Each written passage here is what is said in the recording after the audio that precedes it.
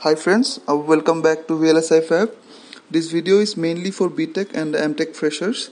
Uploaded the video as people having doubts what line to choose just after completing their graduation.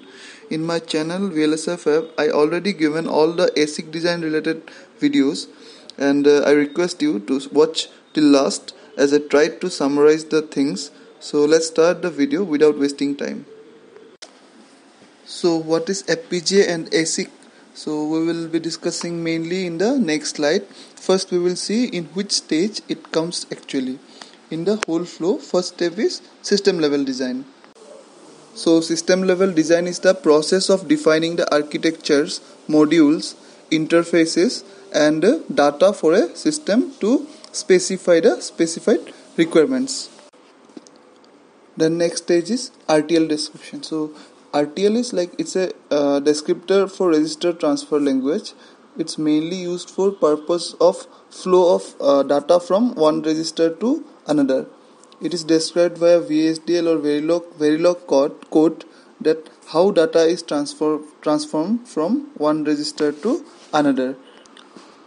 Then next is functional verification. So it is defined as the process of verifying that an RTL design meets its specification from a functional perspective. So functional verification is usually one of the most challenging areas in the chip design. So once the formal verification is completed for that UVM, OVM or using some test bench and all, so we will be having verified RTL that we can take it through either Asic or FPGA. Again, that will depend on the design requirements and the specifications. So that we are going to discuss in the coming slides. So board level design refers to designing PCBs on which the chips are mounted and interconnect to each other and additional discrete components. So the designing a printed circuit board that contains multiple chips, passive and active electronics soldered to it. So first we will discuss what is FPGA. So FPGA is a field programmable gate array. It is a type of device that is widely used in electronic circuit. So FPGAs are semiconductor devices which contain programmable logic block (PLB) and interconnect circuits inbuilt. So it can be programmed or reprogrammed to the required functionality after manufacturing. So the most important thing is that these FPGAs are reprogrammable. FPGAs chips are chips created originally in 1985 to perform only digital functions, but today they have already both analog and mixed signal blocks. So customer like to use FPGA because they are easy to use and cost effective and also reprogrammable device. And FPGA are known for their flexibility and their ability to be reprogrammed in the field. There is no need to have full-blown design flow and tooling. Therefore, the NRE investment is very low and the consequences time to market is very fast. Then coming to the ASIC and an application-specific integrated circuit. ASIC is a kind of integrated circuit that is specially built for a specific application or purpose.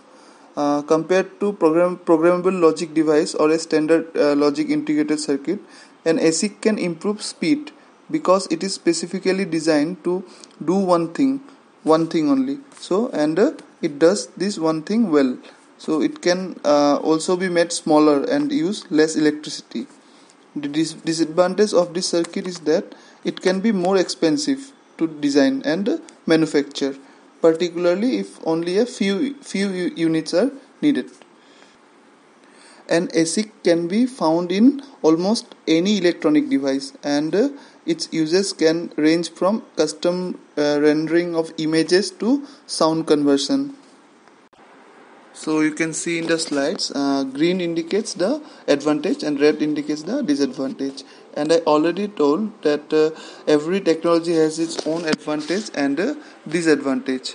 If you come to cost, even with the increased cost, ASICs are thought to be more cost effective all things considered as compared to FPGAs, which are only FPGAs are only profitable when developed in small quantities. Then if we come to the operating frequency, so in terms of design specifications, FPGAs have limited operating frequencies. So this is one of the side effects of its flexibility. However, with ASIC's more focused approach to functionality, so like it can operate at higher frequencies also. Then again, time to market, like FPGA affords a faster time to market than ASIC due to its simplicity in terms of the design flow.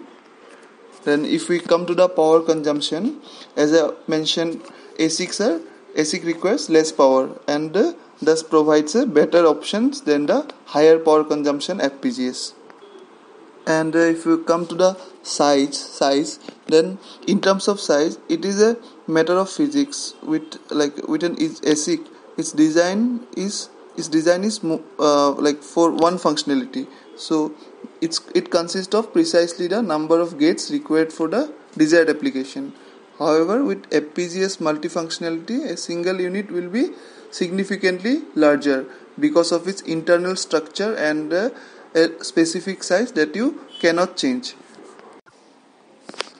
So depending upon the different requirements and the specification, you can select ASIC or FPGA as an intermediate step to complete the design flow.